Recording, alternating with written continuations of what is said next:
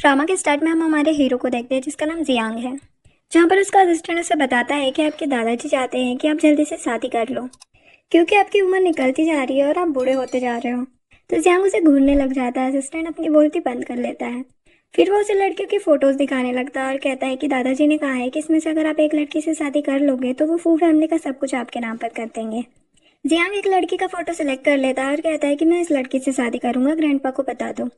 Assistant पूछता है कि आपने सारी अमीर खानदान की लड़कियों को छोड़कर इस गरीब खानदान की लड़की को क्यों चूज किया है। जियांग के माइंड में तो चल रहा होता है कि अगर वो किसी गरीब लड़की से शादी करेगा तो उसे पैसे देकर अपनी जिंदगी से निकाल भी सकता है। नेक्स्ट सीन में सोहंग, जैसे कि जियांग ने सिलेक्ट किया था, और उसकी मॉम रो रहे होते हैं। सोहंग डैड से बोलती है कि मैं जियांग से शादी नहीं करूंगी। डैड कहते हैं कि वो लोग बहुत ही ज्यादा अमीर हैं, हम उन लोगों को मना नहीं कर सकते हैं। सोहंग कहती है कि तो फिर आप साओ की शादी उससे करवा दो ना, वो भी तो आपकी बेटी है। मॉम कहती है कि ये सही कह रही है, जिसके बाद वो तीनों साओ को मिलने के लिए बुलाते हैं और डैड साओ से कहते हैं कि तुम्हें अपनी बहन की जगह मिस्टर जियांग से शादी करनी होगी। साओ कहती है लेकिन उसे तो लड़कियां पसंद नहीं है ना, यानी कि वो गे हैं। डैड कहते हैं कि तो क्या हुआ, तुम तो बड़ी खुशनसीब हो जो इतने बड़े खानदान में तुम्हारी शादी होने जा रही है। इतना अच्छा मौका सभी को नहीं मिलता। साओ कहती है कि अच्छा ऐसी बात है तो फिर अपनी ही बेटी की शादी उससे क्यों नहीं करवा देते, और जाने लगती है। स्टेप मॉम कहती है कि भूलो मत कि तुम्हारी मॉम का इलाज हम करवा रहे हैं। साओ कहती है कि तो पैसे मैं लौटा दूंगी जो भी आप लोगों ने मेरी मॉम पर खर्च किए हैं। मॉम कहती है कि 3 मिलियन क्या तुम लौटा पाओगी तो 2 दिन में देने आ जाना, वरना शादी के लिए रेडी हो जाओ। साओ के पास तो इतने पैसे थे नहीं तो वो फिर शादी के लिए मान जाती है। स्टेप मॉम और सोहंग उस पर हंसने लग जाते हैं कि बेचारी ऐसे लड़के से शादी कर रही है जिसे लड़कियां ही नहीं पसंद। नेक्स्ट सीन में साओ दुल्हन बनी हुई जियांग के रूम में होती है।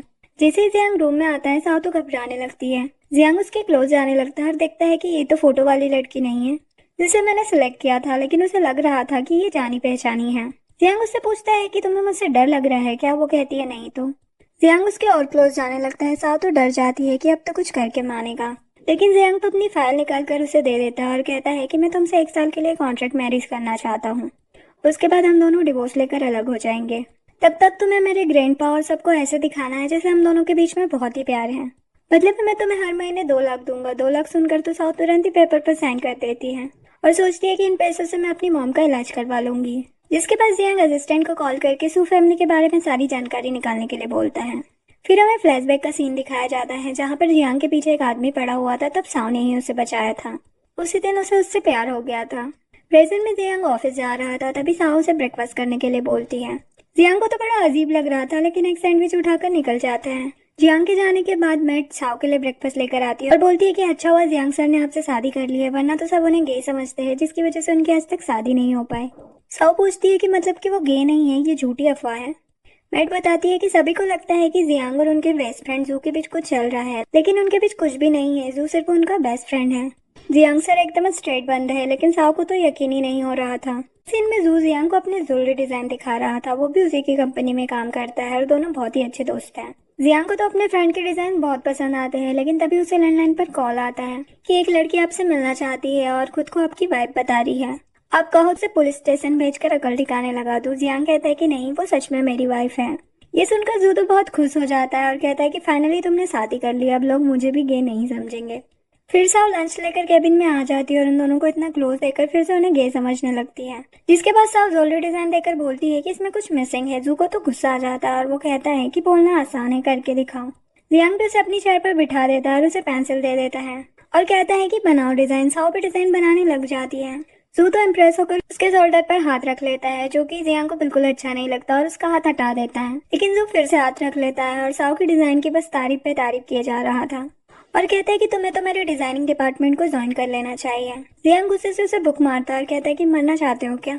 साव बोलती है तुम दोनों बात करो, मैं बाहर होकर आती हूँ, और वहां से भाग जाती है। जू पूछता है इस लड़की की एज कितनी है। जियांग बोलता है कि ये मेरी वाइफ है। जू कहता है इतनी जल्दी प्यार भी हो गया क्या। जियांग कहता नहीं हुआ तो हो जाएगा। जू कहता है कि लेकिन वो अच्छी डिजाइनर है, हमारे काम आ सकती है। जिसके बाद दोनों साव से मिलते हैं। जो उससे पूछता है कि क्या तुम हमारी कंपनी के लिए डिजाइनिंग करोगी। साव तुरंत ही हाँ बोल देती है। जियांग को तो जलन होने लगती है कि एक बार सोचा तक नहीं और तुरंत हाँ बोल दिया। नेक्स्ट सीन में जियांग का असिस्टेंट से बताता है कि आपकी शादी सुहांग से नहीं, साव से हुई है।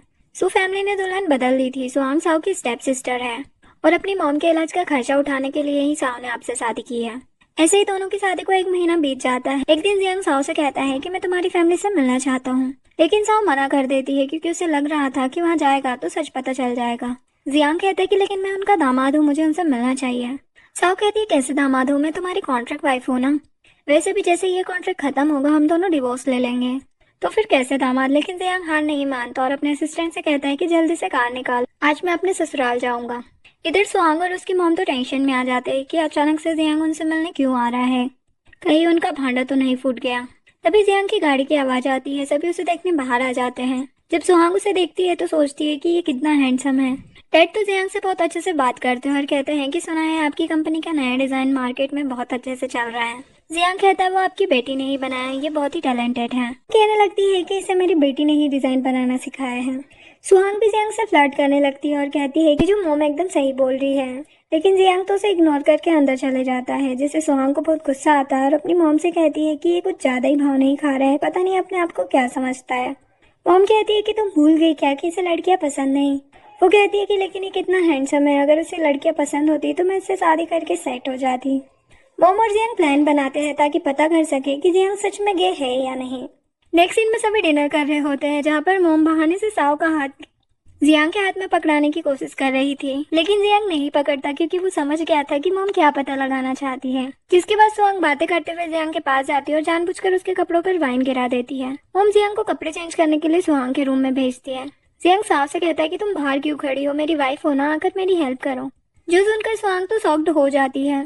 जिसके बाद जियांग अपने कपड़े चेंज कर रहा था, जिसे देखकर साव अपनी आंखें बंद कर लेती है, लेकिन एक्चुअल में तो उसे चुपके से देखने लगती है। जियांग कहता है कि अगर तुम्हारा देखना हो गया हो तो मुझे टिश्यू पेपर दे दो।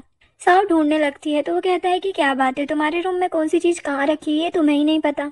शाह बहाना बनाते हुए कहती है कि मैं बहुत दिनों बाद इस रूम में आई हूँ ना, तो भूल गई हूँ। और वो ढूंढने लग जाती है। जियांग उसके क्लोज आता है।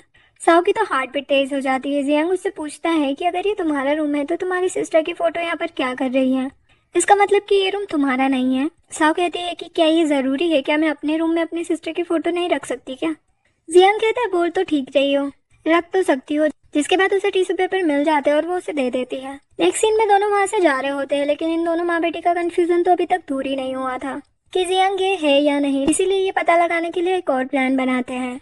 नेक्स्ट सीन में हम जियांग के स्टेप ब्रदर वाइचेंग को देखते हैं, जिसे कि जियांग की सक्सेस से बहुत जेलसी हो रही होती है। वो अपने आदमियों से पूछता है कि इस बार जियांग के लिए ये डिजाइन किसने बनाए हैं, क्योंकि जू तो इतने अच्छे डिजाइन बना नहीं सकता। एक आदमी बताता है कि उसकी वाइफ ने उसने सुहांग नाम की लड़की से शादी कर ली है। वाइचेंग कहता है लेकिन सुहांग ने तो इस चीज की स्टडी ही नहीं की, तो वो इतने अच्छे डिजाइन कैसे बना सकती है। तो उसका आदमी बोलता है कि जरूर उसकी सिस्टर साव ने उसकी हेल्प की होगी। तो वो कहता है कि जाकर उसकी बहन साव को लेकर आओ। दोनों आदमी सू हाउस पहुंच जाते हैं और सुहांग से पूछते हैं कि क्या तुम ही साव हो। सुहांग हाँ बोल देती है। तो वो लोग उसे वाइचेंग के पास लेकर आ जाते हैं। वाइचेंग पूछता है कि तुमने ही जियांग के लिए डिजाइन बनाए थे ना। वो बताती है कि वो मेरी सिस्टर साव ने बनाए थे, उसने मेरी जगह उससे शादी कर ली है। जो सुनकर वाइचेंग तो बहुत खुश हो जाता है कि अगर ग्रैंडपा को पता चलेगा कि जियांग ने सुहांग से नहीं बल्कि साव से शादी की है तो वो उन दोनों का डिवोर्स करा देंगे और साव जैसा टैलेंटेड हीरा मेरे पास आ जाएगा। जिसके बाद वो सुहांग से पूछता है कि क्या तुम मिसेस फू बनना चाहती हो। तो वो हाँ बोल देती है और दोनों हाथ मिला लेते हैं। इधर जियांग साव को ग्रैंडपा से मिलने के लिए लेकर आता है। ग्रैंडपा तो उसे डांटने लगते हैं कि शादी को इतने दिन हो गए हैं और इतने दिनों बाद अपनी वाइफ को मुझसे मिलवाने लेकर आए हो। लेकिन जब साव उनसे प्यार से बात करती है तो वो तुरंत पिघल जाते हैं और दोनों को बैठने के लिए कहते हैं। और वो साव से कहते हैं कि मेरा पोता तो हमेशा काम में लगा रहता है, इसे किसी की भी नहीं फिक्र, लेकिन तुम आ गई हो ना तो अब इसे सुधार देना।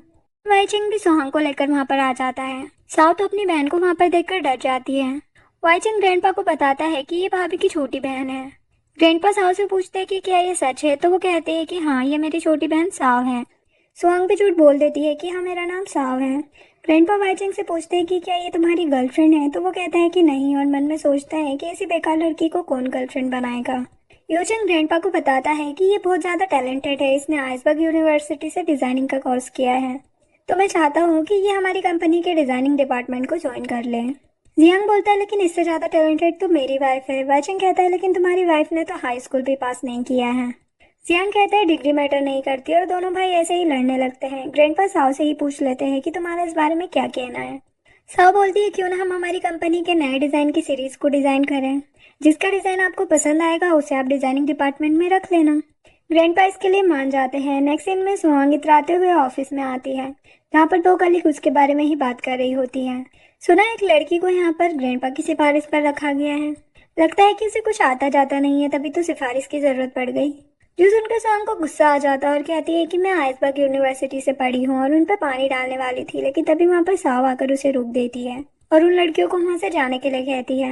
ये देखकर सुहांग को बहुत गुस्सा आता है और वो साव से कहती है कि तुम भूलो मत कि तुमने मेरी जगह जियांग से शादी की है। ये सारी बातें जू भी सुन लेता है और उसे सब कुछ पता चल जाता है। सुहांग के जाते ही जू साव के सामने आ जाता है। साव उसे देखकर समझ जाती है कि इसने सब कुछ सुन लिया है, जिसके बाद जू उसे अपने कैबिन में लेकर जाता है और उसे सब कुछ 10 मिनट में एक्सप्लेन करने के लिए कहता है। साव कहती है कि तुमने जो सुना है ना वो सच है। जू पूछता है कि क्या जियांग को इस बारे में पता है। वो कहती है अभी तक तो नहीं पता, लेकिन तुम चिंता मत करो, वैसे भी हमारी कॉन्ट्रैक्ट मैरिज है, 1 साल बाद हम लोग डिवोर्स ले लेंगे। एक्चुअल में साव को लग रहा था कि जू और जियांग एक दूसरे को पसंद करते हैं, तो वो उनके बीच में नहीं आना चाहती थी। लेकिन तुम इसके बारे में किसी को मत बताना। जू कहता है कि नहीं बताऊंगा, लेकिन मेरी एक कंडीशन है, जियांग से डिवोर्स लेने के बाद तुमको मुझसे शादी करनी होगी। ये सुनकर साव तो शॉक्ड हो जाती है। ये बात जियांग भी सुन लेता है। उसे बहुत जलन होती है और गुस्से से वहां से चला जाता है। नेक्स्ट सीन में जू अपनी डिजाइनिंग डिपार्टमेंट की टीम को डिजाइनिंग के बारे में इंफॉर्मेशन दे रहा होता है, लेकिन सुहांग के तो सब ऊपर से जा रहा था, मतलब कि उसे कुछ भी समझ नहीं आ रहा था। जू जानबूझकर उसी से सवाल पूछता है, जिसका जवाब सुहांग के पास तो था नहीं। वही दोनों का लेकर उसका फिर मजाक बनाने लग जाती है कि ये तो बोल रही थी कि आइसबर्ग यूनिवर्सिटी से पढ़ी है, लेकिन लग तो ऐसा रहा है कि स्कूल भी पास नहीं किया। जो सुनकर सुहांग उनको सुनाने लगती है, लेकिन जू उसे डांटता है और मुंह बंद करके बैठने के लिए कहता है और साव को सवाल का जवाब देने के लिए कहता है। साव का जवाब सुनकर सुहांग तो मुंह बनाने लग जाती है। नेक्स्ट सीन में जियांग घर पर आता है। उसके पेट में दर्द हो रहा था। साव उसके लिए जल्दी से मेडिसिन लेकर आती है और कहती है कि ये लो मिस्टर जियांग। जियांग कहता है कि हमारी शादी को 2 महीने हो गए हैं और तुम अभी तक मुझे मिस्टर जियांग कहकर बुला रही हो। साव कहती है तो क्या बोलूं, हमारी शादी फेक है ना, वैसे भी 1 साल बाद तो डिवोर्स हो जाना है। जो सुनकर जियांग को तो गुस्सा आ जाता है। कहता है कि तुम्हें बड़ी जल्दी है मुझसे डिवोर्स लेने की, कि तुम्हें उसके पास जू से शादी जो करनी है। साव भी झूठ बोल देती कि हाँ मैं जू को लाइक करती हूँ। जियांग उसे गुस्से से खींचकर बेडरूम में लाता है और उसे कहता है कि मुझे पता है कि तुम साव हो, सुहांग नहीं। ये बोलने के बाद वो साव के साथ इंटीमेट हो जाता है, जिसके बाद साव उससे पूछती है कि तुम्हें कब पता चला कि मैं साव हूँ, सुहांग नहीं। बताता है कि शादी वाली रात। वो कहती है कि तुम तो अच्छी एक्टिंग कर लेते हो, मतलब कितने दिनों से मुझे बेवकूफ बना रहे थे। ये बोलकर वहां से जाने लगती है। जियांग उसे रोकता है और कहता है कि उस जू के पास जा रही हो ना मुझे छोड़कर। वो कहती है कि तुम इससे क्या मतलब, मैं किसी के पास भी जाऊं, लेकिन जियांग तो उसके हाथ बांध देता है। इधर सुहांग डिजाइन बना रही थी।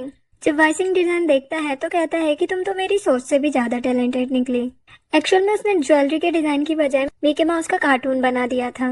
वाइसिंग उस पर चिल्लाने लगता है। सुहांग कहती कि मैं ये सब कुछ नहीं कर पाऊंगी, मुझे डिजाइनिंग नहीं आती। वो कहता है कि मुझे नहीं पता, चाहे जो मर्जी करो, लेकिन डिजाइन तो मुझे चाहिए। ये बोलकर वहां से चला जाता है। नेक्स्ट सीन में जियांग मेड को बोलता है कि साव के लिए उसके रूम में मेडिसिन लेकर जाओ।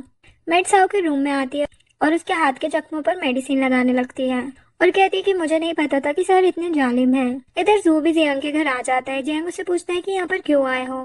जू कहता है कि तुम्हारी वाइफ से मिलना है। जियांग गुस्से से उसके हाथ से साव को डिजाइन ले लेता है और उस डिजाइन को फाड़ देता है और कहता है कि साव डिजाइनिंग डिपार्टमेंट में काम नहीं करने वाली। जू बोलता है कि तुम्हें पता भी है इस डिपार्टमेंट में काम करना उसका सपना है, तुम ऐसा कैसे कर सकते हो। जियांग कहता है कि मुझे पता है कि तुम दोनों का क्या प्लान है, तुम उसे पसंद करते हो ना। जू उसे एक पंच लगा देता है और कहता है कि तुम इतने घटिया कैसे हो सकते हो, लेकिन जियांग तो बोले ही जा रहा था। जू और अपनी वाइफ के बारे में उल्टा सीधा। जू उसे एक और पंच लगाने वाला होता है, लेकिन तभी वहाँ पर मेड साव को लेकर आ जाती है। जू उससे पूछता है तुम्हारे हाथ पर कैसे लगी। वो कहती है कि मैं ठीक हूँ और वो जियांग से कहती है कि मुझे तुमसे डिवोर्स चाहिए। वो कहता है कि सोचना भी मत, क्योंकि मैं नहीं देने वाला, और जू को मारने लग जाता है। साव उसे रोकती है।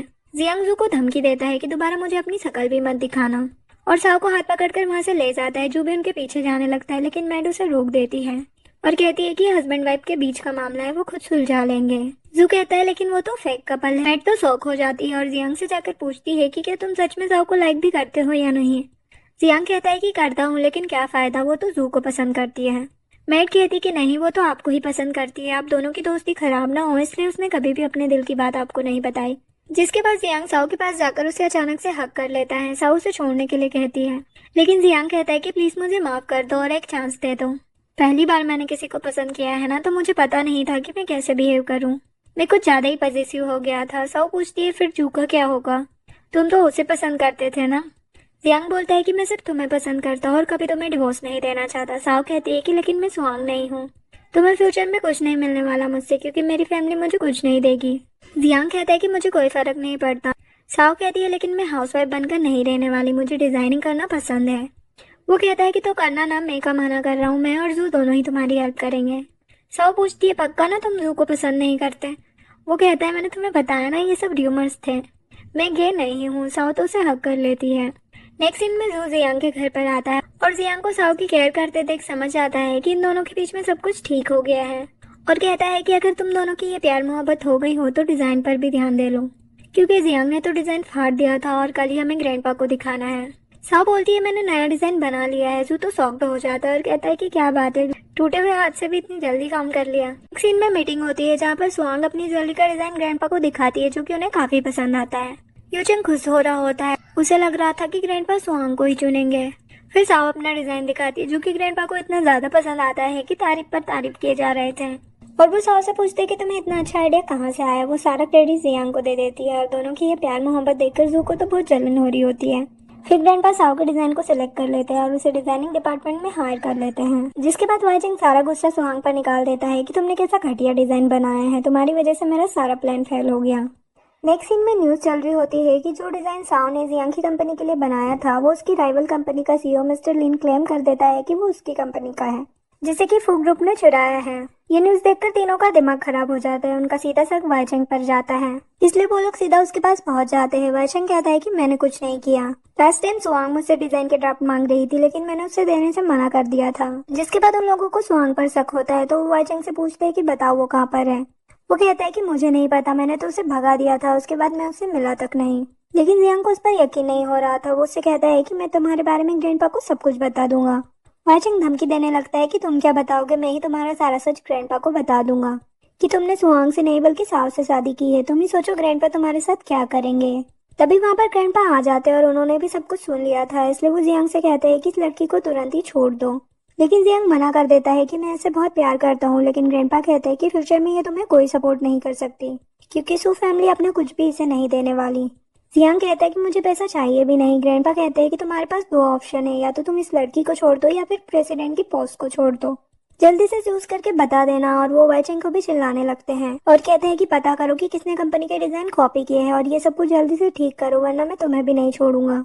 नेक्स्ट सीन में सुहांग की लोकेशन का पता चल जाता है, तो वो लोग उसके पास पहुंचते हैं जहाँ पर मिस्टर लिन ने उसकी बहुत ही बुरी हालत कर दी थी। सुहांग सारा ब्लेम साओ पर डालने लगती है कि अगर तुमने मेरी जगह जियांग से शादी ना की होती तो आज मेरी ऐसी हालत ना होती। जियांग कहता है कि ज्यादा मत बोलो, मुझे अच्छे से पता है कि तुम लोगों ने ही इसे फोर्स किया था मुझसे शादी करने के लिए। लेकिन सुहांग तो अपनी गलती मानने के लिए तैयार नहीं थी और बेहोश हो जाती है। जिसके बाद वो उसे घर ले आते हैं, जहाँ पर उसे होश आने के बाद मुझसे पूछता है कि तुमने डिजाइन का ड्राफ्ट राइवल कंपनी को क्यों दिए। वो कहती कि ये सब कुछ तुम्हारी वजह से ही हुआ है, अगर तुम मुझे डिजाइन बनाने के लिए फोर्स नहीं करते तो मैं उसके पास कभी नहीं जाती। उसने मुझसे कहा कि मैं तुम्हें डिजाइन बना कर दूंगा, लेकिन बदले में तुम्हें मुझे वो डिजाइन देना होगा जिसे सिलेक्ट किया जाएगा। वाइचिंग कहता है देखो ना उसने तुम्हारी क्या हालत कर दी, हमसे धोखा करने का तुम्हें अच्छा सिला मिला है। ये सब सुनकर सुहांग को पागल होने लगती है, इसलिए वाइचिंग जल्दी से डॉक्टर को अंदर बुलाता है। डॉक्टर कहता है कि आप लोगों को इन्हें प्रोवोक नहीं करना चाहिए, अभी इनकी मेंटल हेल्थ ठीक नहीं है। जिसके बाद सभी लोग सोचने लगते हैं कि अब वो सच को बाहर कैसे लाएंगे। तभी साओ कहती है कि सुहांग के पास से एक रिकॉर्डिंग वाइचिंग को मिली थी ना, तो जरूर उसने मिस्टर लिन की बातों को भी रिकॉर्ड किया होगा। जो जानकर सभी बहुत खुश हो जाते हैं। एक सीन में न्यूज में आ रहा होता है कि जिस डिजाइन को मिस्टर लिन अपना बता रहे थे वो एक्चुअल में फू ग्रुप की है। ग्रैंडपा ये न्यूज देखकर बहुत ज्यादा खुश हो जाते हैं और जियांग की तारीफ करने लगते हैं कि तुमने अच्छा काम किया है। जियांग कहता है कि बदले में मैं आपसे कुछ मांगना चाहता हूँ। ग्रैंडपा कहते हैं कि अगर तुम साओ की बात करने वाले हो तो मत ही करना। वो कहता है कि लेकिन क्यों। ग्रैंडपा कहते हैं कि वो लड़की तुम्हारे लायक नहीं है और तुम मेरे खानदान के हायर हो। ये सब कुछ साओ ने भी सुन लिया था, इसलिए वो जियांग की जिंदगी से जाने का डिसाइड करती है और अपना सामान लेकर वहाँ से जाने लगती है। तभी जियांग उसे कॉल कर देता है और इधर ग्रैंडपा से बात कर रहा होता है कि आप मुझे ऐसे फोर्स नहीं कर सकते साओ को छोड़ने के लिए। जो सुनकर ग्रैंडपा तो बहुत गुस्सा करने लगते हैं, लेकिन जियांग अपनी वाइफ की पूरी साइड ले रहा था। ये सब सुनकर साओ डिसाइड करती है कि जब उसका हस्बैंड उसके लिए इतना लड़ रहा है तो वो ऐसे कैसे हार मान सकती है, और वापस आ जाती है। नेक्स्ट सीन में साओ के डेड मॉम को नोटिस लेटर दिखाते हैं और बताते हैं कि साओ ने हम पर केस ठोक दिया है, उसकी शादी उसकी मर्जी के खिलाफ किसी और से करवाने के लिए। मॉम बोलती कि अब हम क्या करेंगे। डेड बोलते अब तो हम गए काम से। मॉम बोलती है क्यों ना हम साओ के पैरों में गिरकर उससे माफी मांग ले, वो बहुत काइंड है, वो अपना केस वापस ले लेगी। इधर ग्रैंडपा जियांग से पूछते हैं कि तुमने क्या डिसाइड किया, साओ को छोड़ोगे या फिर कंपनी को। जियांग बोलता है कि मैं किसी भी कीमत पर साओ को डिवोर्स नहीं दूंगा और मैंने अपना रेजिग्नेशन लेटर ऑफिस में रख दिया है। ग्रैंडपा कहते हैं कि तुम एक लड़की के चक्कर में अपना सारा एम्पायर छोड़ने के लिए तैयार हो। वो कहता है कि ये सब कुछ तो मैं दोबारा भी हासिल कर सकता हूँ, लेकिन प्यार नहीं कर सकता। इधर साओ के पेरेंट्स उसके पास आते हैं और उससे केस वापस लेने की रिक्वेस्ट करने लगते हैं कि हम तुम्हारे पेरेंट्स हैं, कुछ तो हमारे बारे में सोचो। वो कहती है ठीक है, मैं केस वापस ले लूंगी, लेकिन डैड को मुझे अपनी कंपनी का प्रेसिडेंट बनाना होगा और जायदाद में भी हिस्सा देना होगा। मॉम तो गुस्सा करने लगती है कि तुम्हारे डैड अभी मरे नहीं है और तुम सब कुछ हड़पने की सोच रही हो। सब बोलती कि आप चिंता क्यों कर रही है, चेयरमैन यही रहेंगे, और वैसे भी डैड की कंपनी में मेरी मॉम ने बहुत ज़्यादा इन्वेस्ट किया था, तो इतना हक तो मेरा बनता ही है। और आप आउटसाइडर हो, इसलिए हमारे बीच में मत बोलो। डैड को तो आउटसाइडर वर्ड सुनकर गुस्सा आ जाता है और उसे चांटा लगाने लगते हैं। तभी जियांग आकर उन्हें रोक लेता है और कहता है कि आपकी हिम्मत कैसे हुई मेरी वाइफ पर हाथ उठाने की। डैड बोलते तुम यहाँ पर क्या कर रहे हो। जियांग कहता है कि ये मेरा घर है, क्या मैं अपने घर में भी नहीं आ सकता। डैड बोलते कि मेरा वो मतलब नहीं था। जियांग कहता है कि आप चुपचाप से साव को उसका हक दे दो, वरना मैं आपकी पोल खोल दूंगा कि आपने सुहांग की जगह मेरी शादी साव से करा दी और फो फैमिली को धोखा दिया है। इसलिए उससे आपकी कंपनी को काफी लॉस हो सकता है, इसलिए अच्छे से सोच लीजिए। आप सड़क पर भी आ सकते हो। जो सुनकर मॉम डैड तो गुस्से से वहां से चले जाते हैं। तभी वाइचेंग और जू वहां पर आते हैं। जू पूछता है कि क्या तुम साव को डिवोर्स देने वाले हो। जियांग बोलता है नहीं तो, मैंने तो कंपनी में रेजिग्नेशन लेटर दे दिया है। जो सुनकर दोनों ही शॉक्ड होते हैं और वाइचेंग कहता है कि क्या तुम प्यार में पागल हो गए हो जो एक लड़की के लिए कंपनी छोड़ रहे हो। जियांग बोलता है तुम दुखी क्यों हो रहे हो, तुम्हें तो खुश होना चाहिए ना, क्योंकि तुम तो यही चाहते थे। लेकिन एक्चुअल में तो वाइचेंग अपने भाई से बहुत प्यार करता था, बस जेलसी में ऐसा कर रहा था। जियांग के कंपनी छोड़ने पर उसे बिल्कुल भी अच्छा नहीं लग रहा था। एक सीन में साओ जियांग से कहती है कि तुमने मुझे चूज करके गलती कर दी है, फ्यूचर में तुम्हें रिग्रेट हो सकता है। जियांग कहता है कि नहीं होने वाला, क्योंकि मैंने ऑलरेडी स्टॉक मार्केट में इन्वेस्ट करके रखा है, जो कि ग्रैंडपा को भी नहीं पता। हम दोनों का फ्यूचर एकदम सेफ है, हम दोनों मिलकर नई शुरुआत करेंगे। तुम अपने डैड की कंपनी में प्रेसिडेंट की पोजीशन क्यों पाना चाहती हो। साओ कहती है ताकि ग्रैंडपा हमारे रिश्ते को एक्सेप्ट कर ले। जो सुनकर जियांग खुश हो जाता है कि उसकी वाइफ उसे कितना प्यार करती है और उसे किस कर लेता है। नेक्स्ट सीन में ग्रैंडपा का सेक्रेटरी उन्हें बताता है कि बिना प्रेसिडेंट की कंपनी कब तक चल पाएगी, आपको किसी को चूज कर लेना चाहिए। ग्रैंडपा बोलते हैं कि किसी पर भी ट्रस्ट नहीं किया जा सकता। सेक्रेटरी बोलता है कि आप अपनी सेकंड वाइफ के बेटे यानी कि रेन को प्रेसिडेंट बना दीजिए, वो कैपेबल भी है। ग्रैंडपा मान जाते हैं और फिर सेक्रेटरी ग्रैंडपा को बताता है कि मुझे पता चला है कि साओ अपने डैड की कंपनी में प्रेसिडेंट की पोजीशन पाने की फिराक में है, ताकि आपके पास कोई चॉइस न बचे और आपको उसे एक्सेप्ट करना पड़े। ग्रैंडपा कहते हैं कि ये मैं कभी नहीं होने दूंगा। सुग्रुप में हमारी जितनी भी इन्वेस्टमेंट है उसे वापस ले लो। साओ को मैं अपने पोते की जिंदगी से निकाल कर रहूंगा।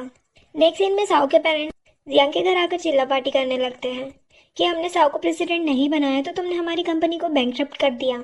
जियांग बोलता है कि आप कैसी पागलू जैसी बातें कर रहे हैं, मैंने तो फू ग्रुप से रेजिग्नेशन दे दिया है। ओम डेड तो शॉक्ड हो जाते हैं और कहते हैं कि तुम्हारे ग्रैंडपा हमारी कंपनी के पीछे क्यों पड़े हैं। जियांग कहता है कि ताकि मेरे पास कोई रास्ता ना बचे और मैं उनके पास वापस चला जाऊं, क्योंकि वो चाहते हैं कि मैं आपकी बेटी साओ को डिवोर्स दे दूं। मोम बोलती है कि देखो, हम हमारी कंपनी में साओ को प्रेसिडेंट की पोजीशन देने के लिए तैयार हैं, लेकिन हमारी कंपनी को बैंकरप्ट होने से बचा लो। जियांग बोलता है आप टेंशन मत लो, मैं इस बारे में ग्रैंडपा से बात करूंगा। इधर ग्रैंडपा को पता चलता है कि रेन उनकी कंपनी में घोटाला कर रहा है प्रेसिडेंट की पोजीशन का फायदा उठाकर। एक्चुअल में रेन ग्रैंडपा से अपनी मॉम का बदला ले रहा था, क्योंकि ग्रैंडपा ने उन्हें प्रेगनेंसी के टाइम पर छूट दिया था, क्योंकि ग्रैंडपा के डैड ने उन्हें एक्सेप्ट करने से मना कर दिया था। ग्रैंडपा रेन से कहते हैं कि निकल जाओ मेरे घर से और अपने सेक्रेटरी को बुलाते हैं और बोलते हैं कि इसे धक्के देकर बाहर निकाल दो, लेकिन सेक्रेटरी तो रेन का मामा होता है और ये सब इन दोनों का ही प्लान होता है। ग्रैंडपा सेक्रेटरी से कहते हैं इसका मतलब तुम 20 सालों से मुझे बेवकूफ़ बना रहे हो। वो कहता है कि मैं 20 साल से आपकी चापलूसी कर रहा हूँ इस दिन के इंतजार में, ताकि मैं आपको मरता हुआ देख सकूं। और वो ग्रैंडपा को मारने वाला था, तभी वहाँ पर जियांग साओ और जू आ जाते हैं और उन्हें छुड़वा लेते हैं। मामा बोलता है कि लेकिन अब कोई फायदा नहीं, क्योंकि तुम बहुत ही जल्दी मरने वाले हो, क्योंकि 20 साल से मैं तुम्हारे खाने में पॉइजन मिलाकर तुम्हें खिला रहा था। तभी मामा के मुंह से भी खून निकलने लग जाता है। रेन पूछता है मामा आपको क्या हुआ। मामा बोलते हैं कि ये बुढ़ा बहुत चालाक था, खाना खाने से पहले हर बार मुझे टेस्ट कराता था। रेन कहता है यानी कि 20 साल से आप भी ये पॉइजन खा रहे थे। मामा कहता है कि हाँ, इससे बदला लेने के लिए ऐसा करना पड़ा। साओ और जियांग जल्दी से ग्रैंडपा को हॉस्पिटल लेकर जाते हैं, लेकिन मामा की डेथ हो जाती है, जो देखकर रेन को बहुत बुरा लगता है और उसे एहसास हो जाता है कि बदला लेने के चक्कर में उसने अपने मामा को खो दिया। नेक्स्ट सीन में फू ग्रुप अपना नया डिजाइन लॉन्च कर रहा था, जो कि साओ ने ही बनाया था। सभी उसके डिजाइन की बहुत ज्यादा तारीफें कर रहे थे। साओ बहुत खुश होती है। एग्जीबिशन के बाद साओ को जियांग वहाँ पर दिखाई नहीं दे रहा था, तो वो थोड़ी परेशान हो जाती है। तभी जियांग वहाँ पर फ्लावर और रिंग लेकर आता है और उसे प्रपोज करता है। साओ भी हाँ बोल देती है। जियांग उसे कहता है कि तुम अभी भी बदली नहीं हो, 16 साल पुरानी वाली ही हो। साओ को याद आता है कि वो 16 साल पहले भी उससे एक बार मिल चुकी है, जिसके बाद दोनों एक दूसरे को किस करते हैं और यहीं पर इस ड्रामा की हैप्पी एंडिंग हो जाती है। Please like, share and subscribe. Thanks for watching.